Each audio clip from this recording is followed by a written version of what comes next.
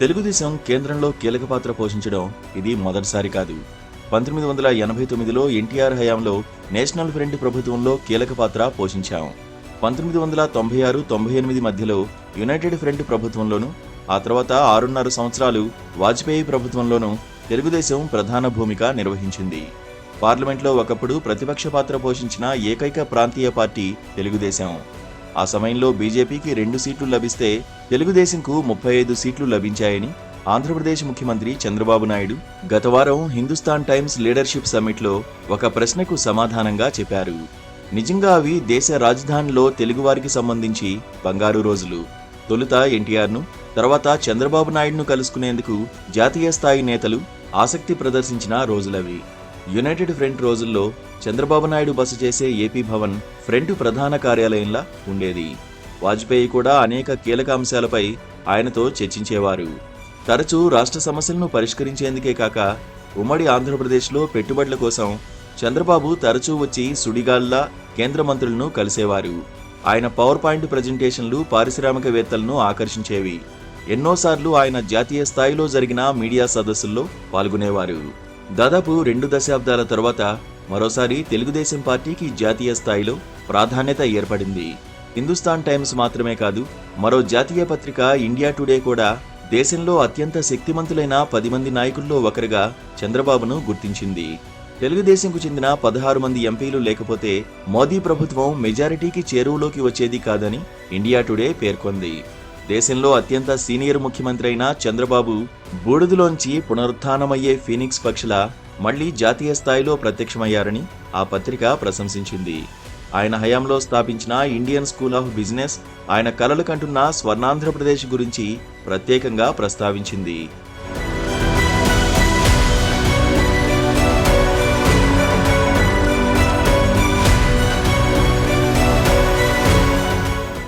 చంద్రబాబు నాయుడు మాదిరి ఢిల్లీలో చర్చకు వచ్చిన తెలుగు రాష్ట్రాల అధినేతలు తక్కువే.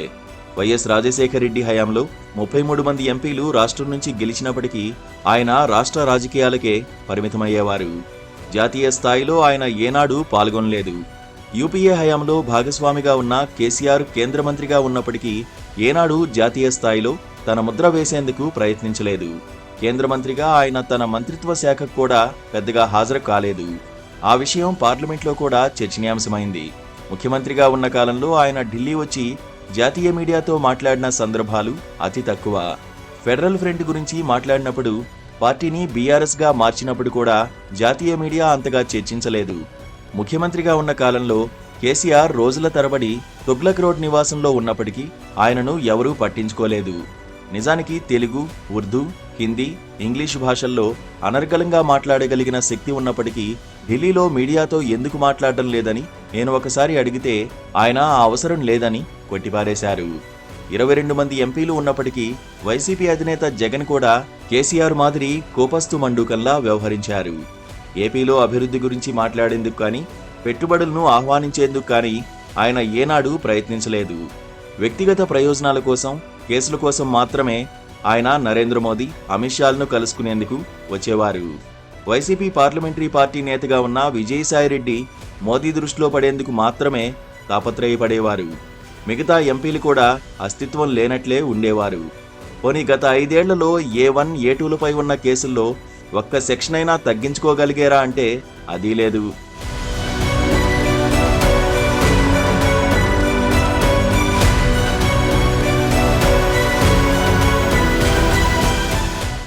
ఆశ్చర్యకరమైన విషయం ఏమంటే, తెలుగు రాష్ట్రాల్లో మరో ముఖ్యమైన నేతగా గుర్తింపు పొందిన తెలంగాణ ముఖ్యమంత్రి రేవంత్ రెడ్డి పట్ల కూడా ఢిల్లీలో రాజకీయ వర్గాలు, మీడియా ఆసక్తి ప్రదర్శించడం.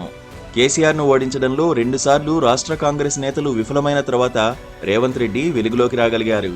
అనతి కాలంలోనే వివిధ రాష్ట్రాలకు చెందిన వృద్ధ నేతలు తమ స్వంత రాష్ట్రాల్లో కాంగ్రెస్ను అధికారంలోకి తేలేక చతికిల పడ్డ సమయంలో కాంగ్రెస్ను అధికారంలోకి తీసుకువచ్చి ఆ పార్టీకి భవిష్యత్తుపై ఆశ కల్పించారు. బీజేపీ 240 సీట్లు దాటదని సార్వత్రిక ఎన్నికలకు ముందు ఇండియా టీవీ రజిత్ శర్మ షోలో ప్రకటించిన తర్వాత జాతీయ మీడియా దృష్టిలో పడ్డారు. రేవంత్ హిందీ, ఇంగ్లీష్లో అనర్గళంగా మాట్లాడుతూ ఎదురుదాడులు చేయగలగడంతో కాంగ్రెస్ పార్టీ ఆయనను మహారాష్ట్రలో స్టార్ క్యాంపెయినర్గా కూడా మోహరించింది. తెలంగాణలో కాంగ్రెస్ హయాంలో పథకాలను అమలు చేయడం లేదన్న మోదీ ఆరోపణలను ఆయన తిప్పికొట్టడమే కాక మహారాష్ట్రకు రావాల్సిన ప్రాజెక్టులను గుజరాత్ తరలించుకుపోవడాన్ని ఎత్తిచూపి బీజేపీ ఆగ్రహానికి గురయ్యారు. కాంగ్రెస్ రాజకీయాల్లో జాతీయ స్థాయిలో భవిష్యత్తు ఉన్న నేతల్లో ఒకరిగా ఆయన ఇప్పటికే గుర్తింపు పొందారు.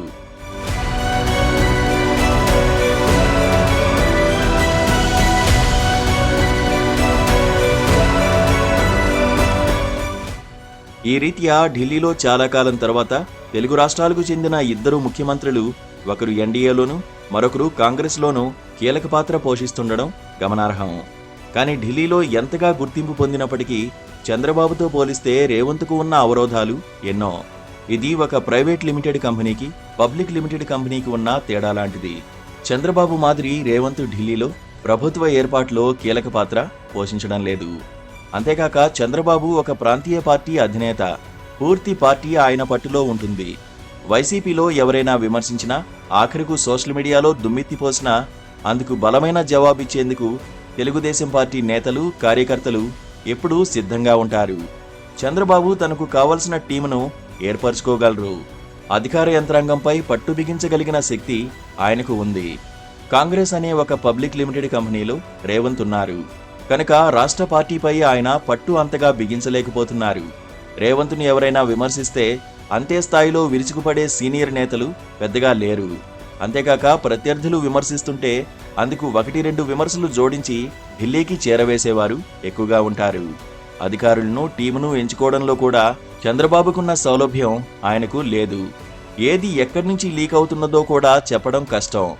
అయినప్పటికీ తనకున్న పరిమితులను అధిగమించేందుకు ఆయన ప్రయత్నిస్తూనే ఉన్నారు. కాంగ్రెస్ ప్రస్తుత ఫార్మాట్ను మార్చాల్సిన అవసరం ఉంది. T20 ఓవర్ల మ్యాచ్లో ఆడాల్సినట్టు ఆడే బదులు ఇంకా టెస్టు మ్యాచ్ మాదిరి ఆడుతున్నామని కాంగ్రెస్ పార్టీలో ఉన్న లోపాల గురించి ఎక్స్ప్రెస్ అడ్డా షోలో ధైర్యంగా చెప్పగలగడం రేవంత్కే సాధ్యమైంది.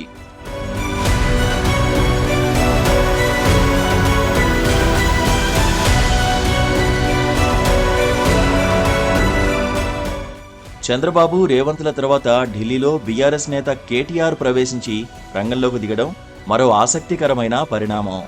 అమృత్ టెండర్లు, లగచర్ల ఘటనల గురించి ఆయన గత వారం రోజుల్లో 2 సార్లు ఢిల్లీలో జాతీయ మీడియాలో మాట్లాడారు.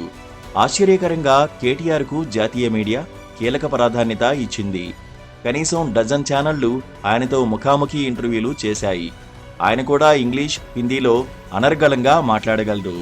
మహారాష్ట్ర ఎన్నికల సమయంలో ఆయన రాహుల్ గాంధీ, రేవంత్ రెడ్డిలను విమర్శించడం, అదే సమయంలో రాష్ట్ర బీజేపీ నేతలు కూడా లగచర్ల ఘటనపై విరుచుకుపడ్డం యాదృచ్ఛికం కాదు.